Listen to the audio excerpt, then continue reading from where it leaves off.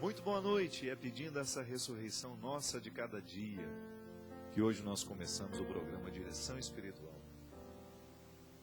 Eu acho que é maravilhoso, cada vez que nós temos a oportunidade de sair do coletivo e entrar na dimensão do particular.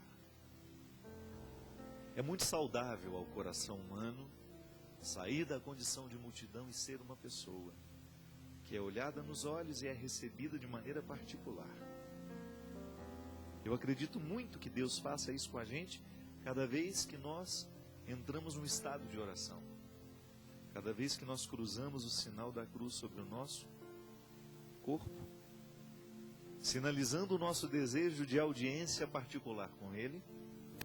Ele se coloca à nossa disposição para nos ouvir. E aí eu volto a dizer, a oração não é uma obrigação do cristão. A oração é um direito. Deixa de ser uma obrigação e passa a ser compreendida como um direito nosso. Eu tenho o direito de cruzar o sinal da cruz sobre mim e ser recebido em audiência particular por Deus.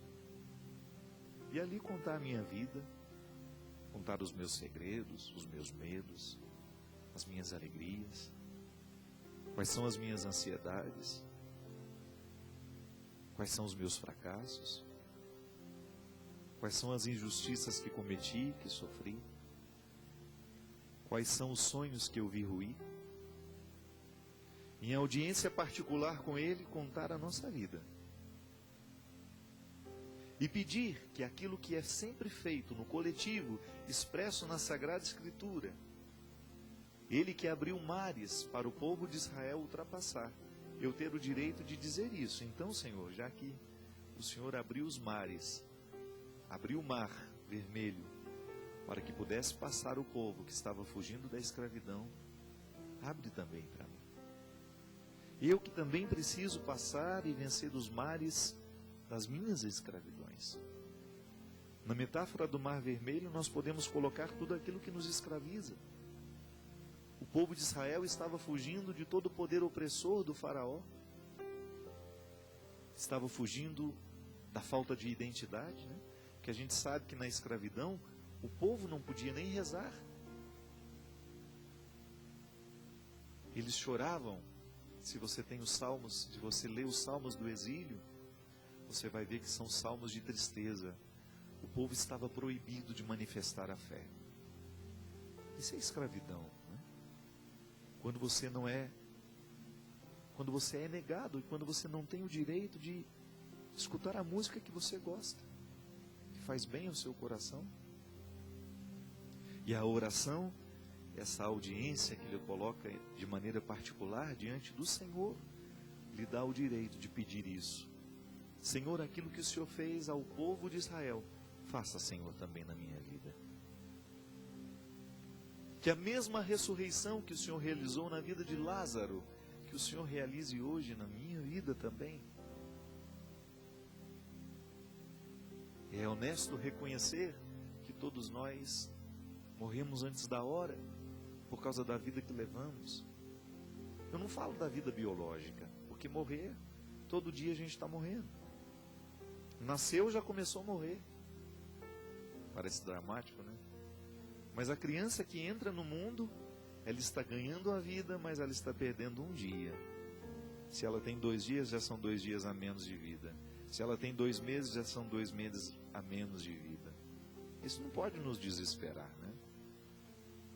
Mas eu falo é da outra morte, que pode acontecer dentro de nós, mesmo quando o corpo está cheio de vitalidade, e você identifica que apesar da vitalidade do corpo, o espírito já está empobrecido demais, mergulhado em misérias, mergulhado no que há de mais rasteiro. Mergulhado não, né? Porque se é rasteiro, não dá nem para mergulhar, né?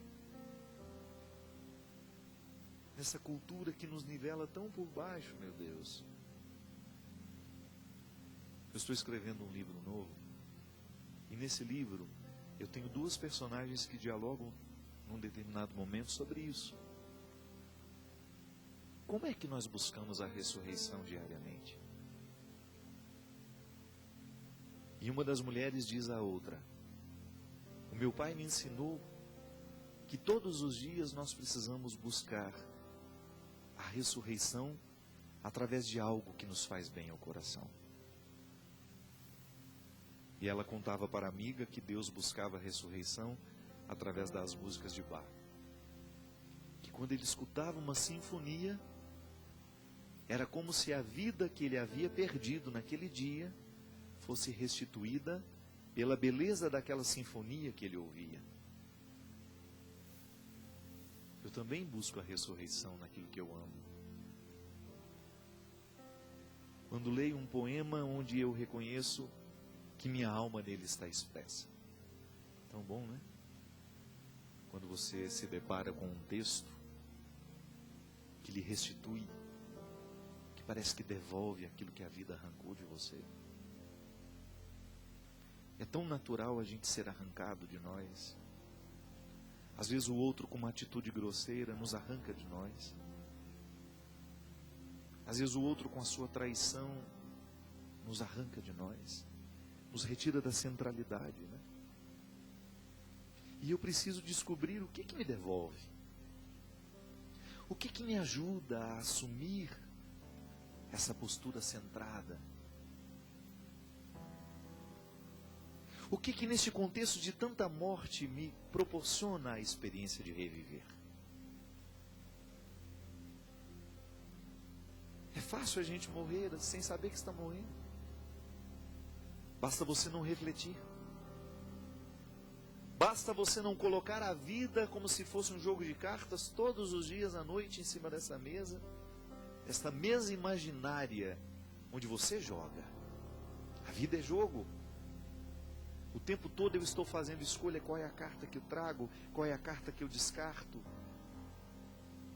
qual é a canastra que eu resolvo fazer, né? O que eu coloco ao lado, o que eu vou ajuntando. E ao colocar-se diante do Senhor em audiência particular, você pede o dom de reativar a sua ressurreição.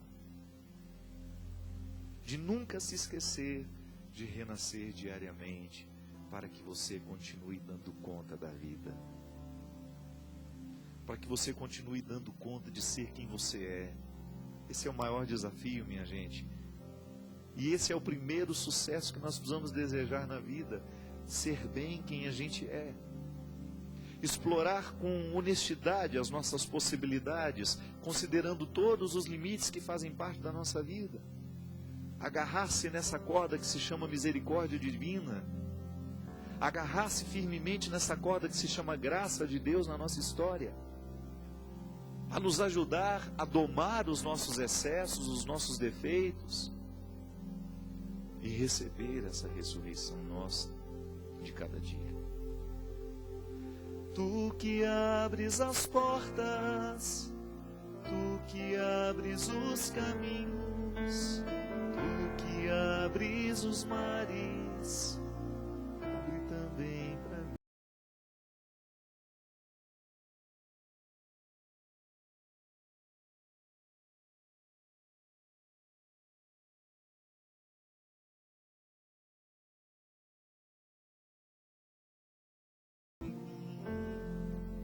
Se ele encontra o fraco, então me encontra também, porque eu sou fraco, né? Se Jesus encontrava e fazia questão de identificar no meio da multidão os mais necessitados, sabe, eu fico pensando como eu preciso aprender a ser como Jesus assim. E renovo o meu amor por Ele cada vez que me deparo com essa verdade. Que ao andar no meio da multidão, Ele tinha predileção pelos mais miseráveis.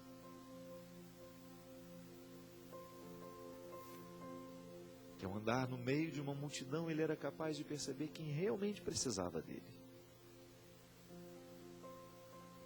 Quem não estava ali só para cumprir um papel ou para bajulá-lo.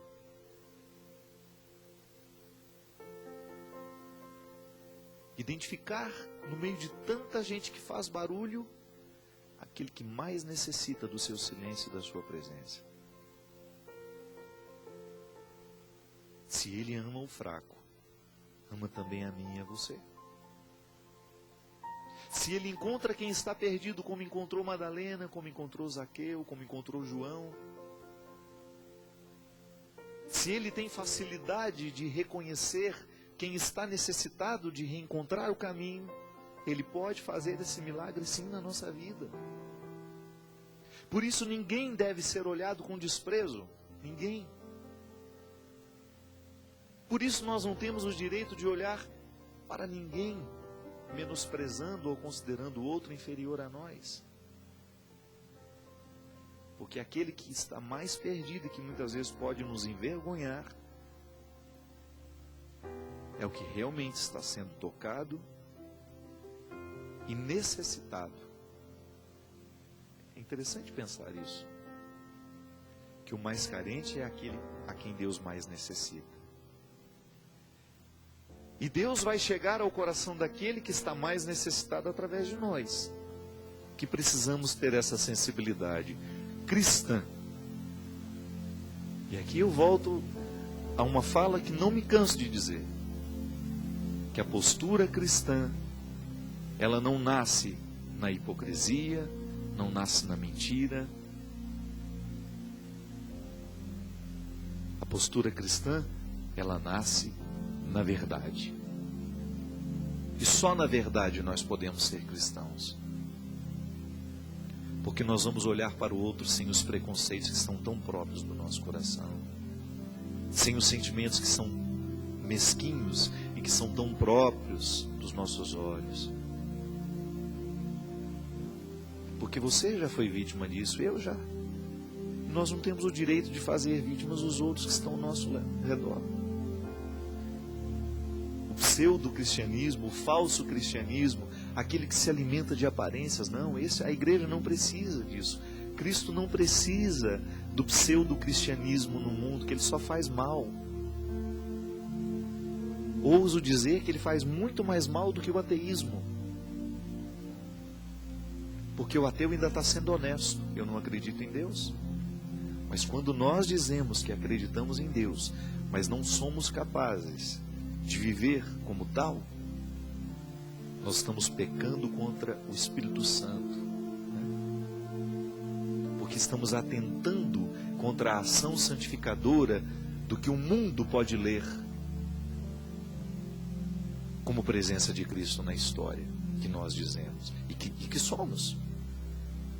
Mas podemos ficar maculados porque nos falta essa inteireza e essa verdade. Mas não precisa ser assim. Deus encontra os fracos, Deus ama os fracos, Deus encontra os perdidos. Então o que a gente precisa fazer é ficar em audiência particular com Ele, reconhecer todas essas misérias e sair dessa audiência renovados e desejosos de fazer uma nova história acontecer. Ressuscita-me, Senhor. Ressuscita-me pelo poder do seu amor. É o amor de Deus que nos ressuscita diariamente. Quando você sabe que Deus é capaz de compreender todas as misérias do seu coração e que você não tem o direito de automutilar-se por isso, que a postura mais saudável diante do erro é reconhecer esse erro e dar um passo na direção do acerto. É assim que nós testemunhamos o amor de Deus por nós, porque o amor é movimento.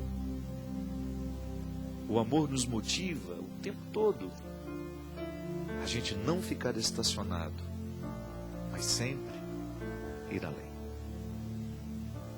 Dar um passo na direção do inesperado caminho, porque o amor é sempre um caminho inesperado, porque ele sempre vai nos surpreender. Ressuscita-me, Senhor, ressuscita-me, Senhor, ressuscita-me, Senhor, pelo poder do teu amor. Ressuscita-me, Senhor, ressuscita-me, Senhor, ressuscita-me. Repita o refrão comigo aí na sua casa. Ressuscita-me, Senhor. Todos nós necessitamos dessa ressurreição. Eu não sei o que é que na sua vida hoje pode significar morte. Pode ser que seja a morte mesmo de alguém que você ama, que retirou a alegria do seu coração. Pode ser que seja uma decepção que esteja aí, doendo tanto no coração. Pede a Deus hoje que venha lhe ressuscitar. Peça a Deus hoje que venha lhe ajudar a atravessar esse mar que está ameaçando invadir a sua terra prometida. Não permita que sua terra prometida seja invadida. Não permita que sua terra prometida, o lugar que Deus lhe entregou um dia, porque lhe foi feita uma promessa feita aos pais da sua fé, que hoje você desfruta. Essa terra prometida é o cristianismo, é a oportunidade de você ser livre, de testemunhar o Cristo. Isso é a nossa terra prometida hoje. Mas muitas vezes essa terra prometida está ameaçada pelas forças de um mundo altamente diabólico, que implanta no nosso coração todos os dias uma semente de morte, que nos chega pelos olhos, que nos chega pelo ouvido, e que ao tomar conta do nosso coração, impede de que venha crescer dentro de nós os frutos que realmente nós deveremos fazer florescer. Expulsa tudo aquilo que possa ser nocivo à sua vida. Não permita que cresça no seu coração qualquer semente que venha provocar um processo de morte em você. Ah, Padre, eu estou tão sofrido porque eu fui traído, aconteceu isso, aconteceu aquilo. Não permita. Não jogue água nessa semente.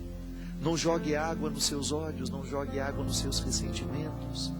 Não jogue água nos seus pessimismos. Deixe que morram secos todos os sentimentos que possam ser contrários àquilo que Deus quer para você.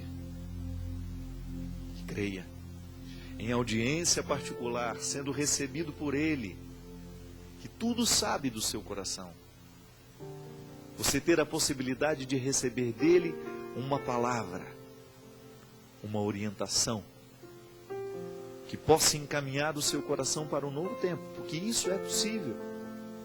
A nossa fé nos garante isso. Nós somos filhos de uma promessa, nós somos frutos dessa promessa, que se cumpre diariamente na vida da igreja.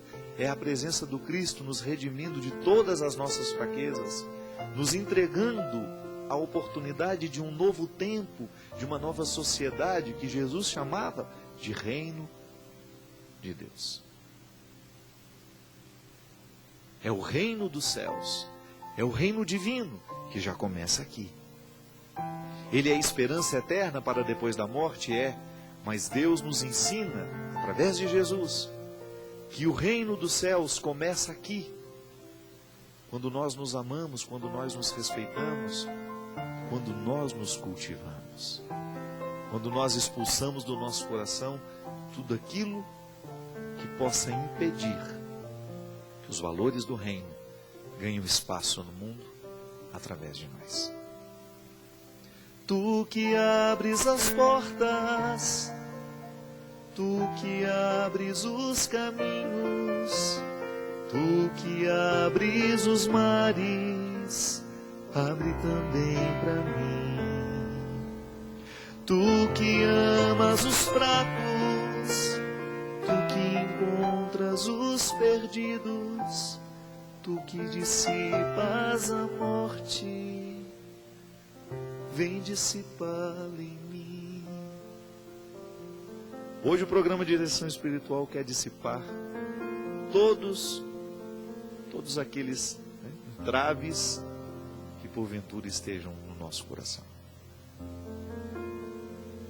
Pela reflexão da palavra, pela oração, hoje esse primeiro bloco foi praticamente um momento de oração. Nós somos tão necessitados, de ficar nessa presença de Deus e de refletir a nossa vida à luz dessa presença. Porque nós precisamos É só na presença do Senhor que nós temos condições de tomar posse dessa ressurreição, que é preparada diariamente para mim e para você. Ligue para nós, participe do nosso programa ou escreva no endereço que está aparecendo aí. O programa Direção Espiritual é um programa que acontece a partir da partilha de vida de tantas pessoas que nos acompanham. É aqui que nós refletimos as situações que nos impedem de avançar, é aqui que nós refletimos os milagres que acontecem na nossa vida por força do nosso empenho e da graça de Deus. Esse é um programa onde a gente tem a oportunidade de refletir a vida que vivemos, mas sobretudo a vida que queremos viver. Boa noite, seu Cristian. Muito obrigado pela sua presença. Nós vamos para um rápido intervalo. Daqui a pouquinho a gente volta com o programa Direção Espiritual.